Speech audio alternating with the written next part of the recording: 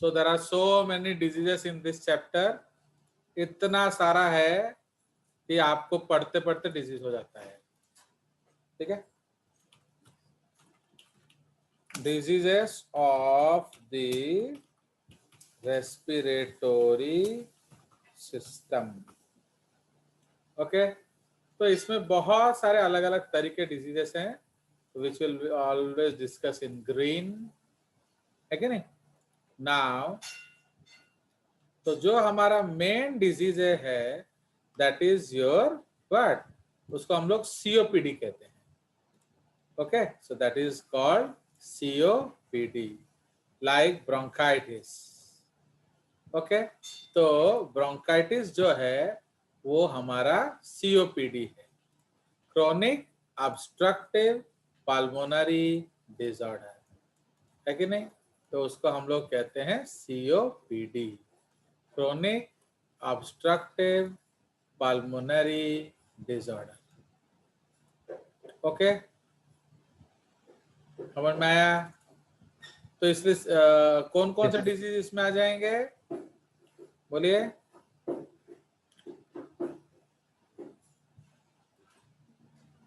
बताओ, कुछ तो पढ़ के आए होगे. Asthma. So the first category of diseases that we'll discuss is COPD, that is chronic obstructive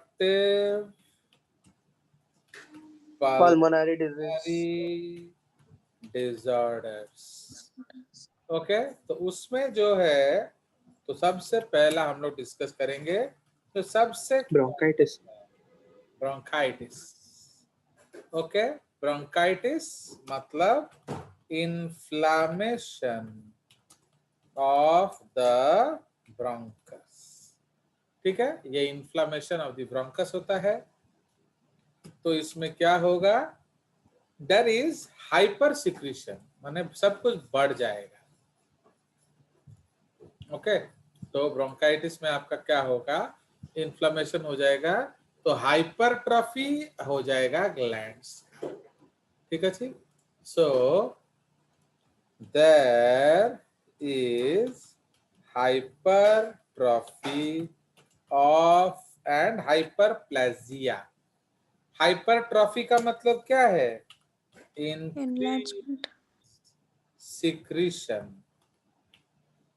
Okay, increase secretion. And hyperplasia, this is increased क्या number of cells related to cancer और क्या. So this is hypertrophy and hyperplasia of the seromucous glands. ठीक है. तो आपका जो सेरोम्यूकस glands है, जो म्यूकस बनाता है, उसका बढ़ जाता है. एंड तो उससे क्या होता है? Glands and also the of goblet fan cells and also the goblet cells. तो ये दोनों का बढ़ जाता है. This results in excessive secretions of the corn. This results in excessive secretions of the mucus, which is thick and viscous and क्या?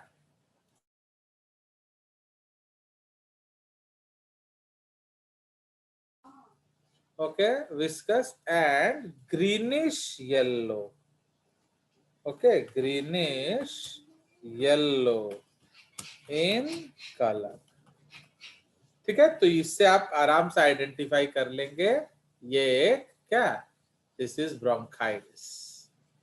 ठीक है. तो थिक होगा एंड ग्रीनिश येलो होगा. एंड इट में जो है माने ये एक URT इन्फेक्शन है, याद रखना. So it is a URT infection. Okay, so generally viral in nature. Okay, generally viral in nature. It may also be caused by allergies to dust or smoke, or also by cigarette smoke. है कि नहीं? तो ये आप याद रखेंगे। तो cigarette smoke से भी ये हो सकता है। ठीक है, तो this is about bronchitis. Second, जैसे आत्मन ने बोला, that is called bronchial asthma. Okay, bronchial asthma, इसको एस्थमा को हम लोग ब्रोंकियल एस्थमा बोलते हैं अगर ब्रोंकाई इफेक्ट होता है तो इसमें स्पैज्म हो जाता है of the smooth muscles present in the walls of the bronchiole, है कि नहीं? सो there is spasms in the smooth muscles of the in the walls of the bronchiole. ठीक है, तो ब्रोंकियोल्स के जो वाल में आपका स्पैज्म हो जाता है। स्पैज्म मतलब क्या है? वो सूजन उजन हो जाएगा ना। इसका मेन कारण क्या है? इसका मेन कारण है व्हाट? बोलो। It is mainly due to what? Allergy response. Okay, it is mainly due to allergic response. Okay, so underlying reason is high concentration of IgE antibodies in the blood. ठीक है, उसका main कारण जो है उसके पास IG antibody ज्यादा होता है। ठीक है, इन this case the diameter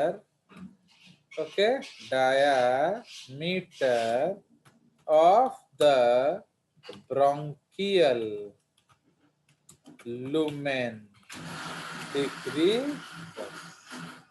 Okay, in this case the diameter of the bronchial lumen decreases and क्या होगा? ये decrease करता है and what will happen? And expiration becomes painful. क्यों? Due to inflammation. ठीक है, तो expiration becomes painful due to inflammation. ठीक है, तो ये आपका एस्थमा है। नाउ आपको क्या करना पड़ेगा? You have to immediately take and क्या? ब्रोंकोडायलेटर्स। ठीक है जी। So excessive secretions of the mucus can clog the bronchioles.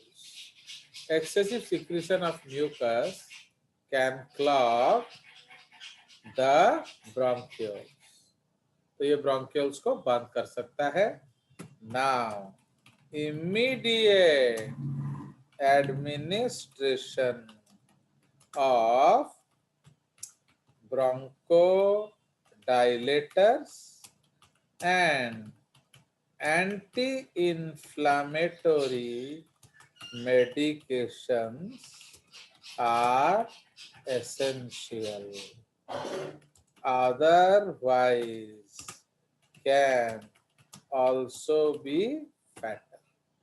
ये मर भी सकता है बंदा। So prevention is always carry your own inhalers. तो ये आप रखेंगे, वरना कभी कभी मौत भी हो सकता है। ठीक है, so this is the concept. उसके बाद another type of disease is emphysema. Okay, ये भी एक तरह का आपका सीओपीडी है, that is called emphy, EMPHYSCMA, emphysema. Emphysema में क्या होता है, जो आपका जो वाल्स है, okay, it is an inflation or abnormal distension of the bronchioles. Okay, it is an inflation or abnormal distension of the bronchioles. Okay, may be due to the loss of septa. Okay, so in this case the lung volume increases, but the surface area of gas exchange severely, okay, decreases. Okay, समझ में आया? अब suppose मैं एक drawing बना रहा हूं, suppose ये एक हमारा वॉल्यूम है। Okay, so this is the volume of lungs. तो अब इतने वॉल्यूम में हमने सरफेस एरिया कैसे बढ़ाया था? By making numerous types of what? Folds, है कि नहीं? अब अगर किसी कारण से ये सारे फोल्ड टूट जाए एंड एक सिंपल सा चैम्बर बन जाए, तो वॉल्यूम क्या हुआ? बोलिए। डिक्रीज। वॉल्यूम तो सेम ही रहेगा ना, वॉल्यूम तो लगता उतना ही है, but surface area of gas exchange क्या हो गया? इंक्रीज हो जाएगा। तो आपको लगेगा कि लंग्स भरा भरा है, बट फिर भी ऑक्सीजन नहीं मिल रहा है। अंडरस्टूड? तो your lungs will appear to be full, but you are not getting sufficient oxygen. आया समझ? So this is the concept. तो इसीलिए हम लोग यहाँ क्या लिख सकते हैं? So in this case, okay, तो इसमें क्या होगा? तो जो as a result the alveolar sacs remain filled with air even after expiration. Okay, so इसीलिए तो इसमें क्या होगा? So as a result, the alveolar sacs क्या remain filled with air even after expiration. क्यों बोलो? क्योंकि उसका जो पार्टीशन सब टूट गया, तो इसलिए जो इधर उधर हवा था सब एल्वियोलाई में आ जाएगा एंड फिर भी गैस एक्सचेंज नहीं होगा। Okay, now one of the main reasons behind it is the क्या is the deposition of coal tar in the lungs. तो जो आपका कोल टार जाके लंग्स में जमा हो जाता है। ठीक है जी, चलिए। तो that's all for today. Okay, तो so many diseases are there. So next class, tomorrow we also have a class in the morning. You remember or not? Yes, sir. 7. Tomorrow 7 o'clock. Yes, sir. 7.